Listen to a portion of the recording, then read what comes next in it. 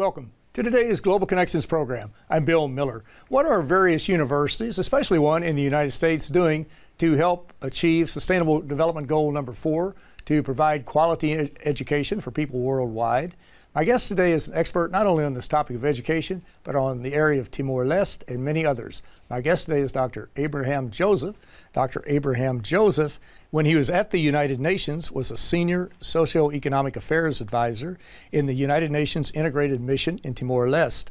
Dr. Joseph is a senior advisor on global programs and partnerships at the Public Service Institute at the University of Oklahoma in Norman, Oklahoma, USA. Dr. Abraham Joseph, welcome to today's Global Connections program. Thank you, and Happy New Year to you, Bill. The same to you, Yeah, right. Yes, we're off and running, aren't we? Yeah. That's right. Yeah. Well, I appreciate you being back with me. We did a show, I guess, about 3 years ago on your book, That's right. The Newest Asian Nation, Timor-Leste, and we'll get into that in a bit. But let's talk a little bit about the Public Service Institute and at the University of Oklahoma, and what exactly is that, just very briefly? Well, the Public Service Institute is a program within the University of Oklahoma College of Continuing Education. And the PSI, in short, the Public Service Institute, is working with the international partners, particularly helping them in designing programs and also policies based on the development needs of the partners. Mm-hmm. I see. Now you're an advisor to this group, and you're working on a very interesting conference. And I want to make sure that I get all of this in. That it's going to come up in May of this year.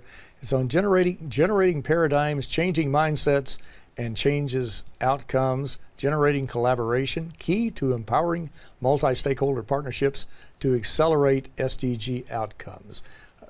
First off, what's this conference going to be about? And then we'll talk a little bit about the Sustainable Development Goals. The Public Service Institute have a platform. It's called the PSI Consortium, where we have policymakers, practitioners, various experts and community leaders also involved in this platform. They are working in the area of health, disability, on education, food security and nutrition, and also smart cities. So we have come together the last few months, and we decided to have a conference where we could show the model that has been developed for multi-stakeholder partnership by using the ICT. Information, communication, and technology. Technologies, yeah. Okay, right. And when you're talking about stakeholders, we're really talking about people who are investing, who are participating in to achieve the goals. For example, I mentioned the United Nations Sustainable Development Goal number 4, provide quality education. So these would be the people, private sector groups, educational institutions, UN agencies, non-governmental organizations who are what we would call the multi-stakeholders. Is that correct? Correct. They are from universities. They are also from the private sector, from NGOs, CSOs, and also governments. Now, will there be a final report, recommendations, a strategy perhaps on what groups can do to help move forward this whole concept of quality education? Well, the conference is not only focusing on education. Right, it's multifaceted. Right. So there will be the models of partnership on health, on disability, on food security and nutrition, and then on and also smart cities. So we will be having covering various SDGs. Oh, I see. So you'll be looking at a lot of different things. That's right. And also I must say partnerships too, Goal 17, because each of them are involved with partners too, Exactly. Yeah. And we might mention, I'm sure many of our viewers are familiar with the Sustainable Development Goals, but just as background, these were adopted in 2015 by the all 193 members of the United Nations General Assembly, and they're going to run over a 15-year period to 2030, and they are very ambitious but quantifiable and achievable goals, as I understand it, to eliminate poverty, to eliminate hunger, to combat climate change, to preserve or to help cleanse the oceans, and quality education and empowering women. So those 17 goals, you're going to bring several of them into your conversation. That's right. And it basically, I mean, the conference basically will show the models that has, through the partnership, has evolved, and what lessons and best practices can be learned by other multi-stakeholders. Yeah. That is so critical to Yeah. do that. You mentioned model cities, as I recall, or what was the term you used? Urban? Smart cities. Smart cities, Yeah. right. That. What are you going to be focusing on in that? Will you be looking at energy, work, place development, different things like that? Well, for smart cities, we have the mayor of Seat Parliament, which is a city on the suburbs of Washington, D.C. The mayor is involved as a partner in our platform, and he'll be making a presentation. And already he has made presentations just 2 weeks ago in the city to the African diaspora. He has been trying to develop his city as a smart city because they have so many problems, like poverty is there, and also on the education front they are backward, infrastructure is also weak, so they're trying to see that the crime rate and all that will also come down through the program. So the mayor is a very energetic Mayor Eugene Grant, and he is going to participate and also explain the model he has developed, is developing as smart cities. As you know, in the United States, about 70% of the cities are small cities, less than 5,000 people residing, and they have various problems too. Even there is a problem of access to finance too. So through these multi-stakeholder partnerships, they can get support from private sector, they can get support from the NGO community and universities for the development of their cities. So this is a good a kind of a model for others to emulate. Prototype for emulate, others, yeah. yes. But here we also would like to share this experience with the international community. So, for example, the Asian countries, the African countries, Latin American countries, where they could learn the model which this mayor has developed. Of course, we are not targeting big cities. I say small cities. Like 5,000 or less, or maybe even 10,000 and less. We are not targeting like huge cities. Keep in mind. The mega cities. Not mega 20 million and 30 million. Yeah, that's right. yeah. Yes, but cities of all sizes are going to play a critical role. Yeah. I saw some statistics a year or two ago, or something like that may be outdated now, but it's like by 2050, 75% of all the people in the world will be living in cities, and a large number in the mega cities. And of course, any city is very critical as far as providing good opportunities for people for employment, education, healthcare facilities, items such as that, but also to combat climate change, because we need buildings that are energy efficient. We need green areas that will help absorb some of the CO2.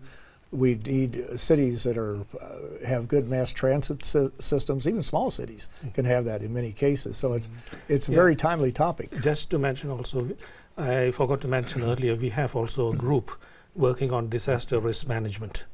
And these are, what do you call, senior officials who have worked in the IBM. So they are involved with us.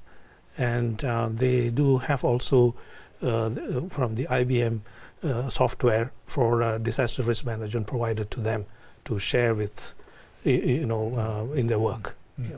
Exactly. Well, it sounds like you have a lot of feelers out. You have a lot of links to a lot of different groups, and you're involved in a variety of different activities. Now, you, not too long ago, went to New Delhi, India, and participated in an education conference. What was the purpose of that, and what came out of it? What types of recommendations? Yeah. The meeting in New Delhi was on SDG 4, on inclusive and quality education. Mm-hmm. And here I must say that when I was last year early last year, when I was in Delhi, they were discussing about having this conference. So I was also pulled into for the discussion and planning. So actually, I have pushed them to focus on the SDG 4 instead of just talking on education, issues as such. So I was very happy to see that they did focus on the SDG 4, which is on inclusive and quality education. And the meeting was organized by the Indian Institute of Social Sciences, which is a major think tank of Asia. And they invited me to make a presentation on multi-stakeholder partnership for inclusive and quality education. And that's the reason I had gone over there to make the presentation. The participants in this conference was educationalists, policymakers, government officials, international and national organizations working on in the educational area. So there was a wide variety of participants there, those focusing on the education issues. And a number of issues were brought up by the participants, and especially for inclusive and quality education. For the MDGs was not focusing on inclusive and quality education. They were focusing basically on access to primary education. That a number of countries have achieved, but there are issues, especially when we look at developing countries and the what you call countries in special needs like LDCs, landlocked small island states. We can see that the educational quality is quite poor, and that's because the teachers are not properly qualified. This is one thing that came out of the conference. And secondly, another important issue is the trainers of the teachers. They are not properly qualified too in many countries. So this needs, if we were to achieve SDG 4, we have to focus on what do you call trainers, to have good trainers to come to train the teachers, and also there is need for the teachers to have also all the necessary equipments. For example, a computer lab is necessary in these days, to educate the children right from an early age. They don't have to run here and there. They can get all the information what they need on their computer. So this is another issue that was also mentioned, that the schools should be having the facility of this computer lab. And another important issue also that was brought out was on the curriculum. The curriculum has been totally outdated in many countries, and they need to be updated periodically. So likewise, a variety of issues came up in the discussions, and the outcome was the Delhi statement. The Delhi statement, yeah. Okay. And which is available on the website of the Indian Institute of Social Sciences. Right, and we can just Google the Delhi statement. It will come up, no doubt about it. That's right, yeah. Yes. Well, you're watching Global Connections Television, which is a privately funded, independently produced program. The opinions expressed on Global Connections are solely those of the moderator and his guest. We would invite our viewers to go to our website at www.globalconnectionstelevision.com to view previous programs. Also, if you're involved with a PBS or community access television station and would like to air these programs, please feel free to go in, download them. They're provided free of charge as a public service to help people better understand international issues and how they impact our lives. Today we're taking a look at really the broad area of education, which is part of Sustainable Development Goal number 4, which is to provide inclusive and quality education for people all around the world. And we're looking at what one university in Oklahoma is doing, plus what some scholars in India are doing, and many other folks. My guest today is an expert on this topic. My guest today is Dr. Abraham Joseph. Dr. Abraham Joseph is a senior advisor on global programs and partnerships at the Public Service Institute, University of Oklahoma, Norman, Oklahoma. Dr. Joseph, we're talking about the education, and as you're involved in just so many different activities. One I want to mention just very briefly, you're involved with the United Nations Department of Public Information academic impact. Is that correct? What is the academic impact, and how is the university involved? Well, the United Nations impact, UN impact, academic impact is a very important program, especially for students and scholars to understand more about the United Nations, its work in various areas like political, economic, social, humanitarian, and so on. And the UN Academic Impact do organize also various meetings from time to time. I have informed the University of Oklahoma Public Service Institute that it is good for the Public Service Institute also to be linked with the academic impact. And of course, the Vice President for outreach, Dr. Belinda Bisco, she and her team went over the activities of the UN Academic Impact, and she was happy to apply for the membership. And so now University of Oklahoma is a member of the UN Academic Impact. In fact, the conference which we are going to hold, we are planning to have the UN Academic Impact as a co-organizer. And of course, many universities around the world are involved with many United Nations agencies. I don't know all of them, but I know the United Nations University. You've got the UN Educational, Scientific, and Cultural Organization, UNESCO. You've got the Academic Impact with the Department of Public Information, and many, many others. So there are opportunities for universities to network and to share their knowledge, to share their research, to also to get the scholars, some of the greatest thinkers involved in dealing with these programs. Well, we're running out of time quickly. We'll have to get you back for another rerun, but let's briefly shift gears and go to East Asia and talk for a moment. You wrote the book in 2014, I believe, Timor-Leste, The History and Development of Asia's Newest Nation. What is we haven't read a lot. Maybe we should be reading a lot more about Timor-Leste, but what is the status of Timor-Leste now? How is it progressing? What are some of its major challenges?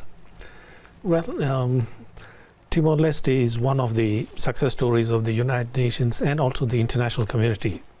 Both the bilaterals and multilaterals too. They played a very important part in, especially after it got independence. The country had 4 general elections, parliamentary elections. The first 2, the United Nations worked with the Timorese. Of course, the United Nations was in the forefront in holding the parliamentary elections. The third and the fourth was held last year. It was done completely by the Timorese officials. The election was very smooth, very peaceful. So we could see that they are strengthening their democratic system by this parliamentary process without going back into chaos again. This is a good development. The governance too have improved. In the last election, it was the opposition that was elected to rule the country. Now, when we look at the progress, especially from 2006, the GDP growth was double digits. That's because of the sharp rise in the oil production, and the petroleum fund reserves swelled up. But they have used their resources fairly wisely, without falling into huge debt. Now, after 2010, the economy started slowing down, but still it is on a firm footing. The recent figures which I saw in 2016, the GDP growth was 5%. And 2017 it came down to 4, and now it has moved up to 5% GDP growth, which is fairly, I should say, stable. And if you look at the progress, you can see that the poverty level has come down to 36%. It was way up above 50%. It has come down. Then if you take again the access to education, they have made very good improvement. 96% of the children are going to the schools, which is remarkable. And then if you take electricity, about 76% of the country is now electrified. 76% is electrified. It was way down about 10 years ago. Then if you take access to water, sanitation, they have made very good improvement. And on gender equality, they have also made good improvement. In fact, last week in the Guardian newspaper, London, the headlines was Timor-Leste makes headway for gender against gender violence. They have made good improvement. This was the headlines that came in the Guardian last week. So likewise, if you take, there have been good improvement, but there are still challenges that are there. And one is the main source of revenue was the petroleum resources and the petroleum fund. They were getting these resources from 2 oil wells. The one was a major oil well which is going to run out by 2022, and one was a small oil well which has already ran out, the Kitan oil field that ran out. Now there is another one, Sunrise oil field. So here there have been some problems with Australia on the maritime issue. But I must say that both the countries have been able to very recently come to an understanding. In August of 2017, they came to an agreement where they will be sharing their resources.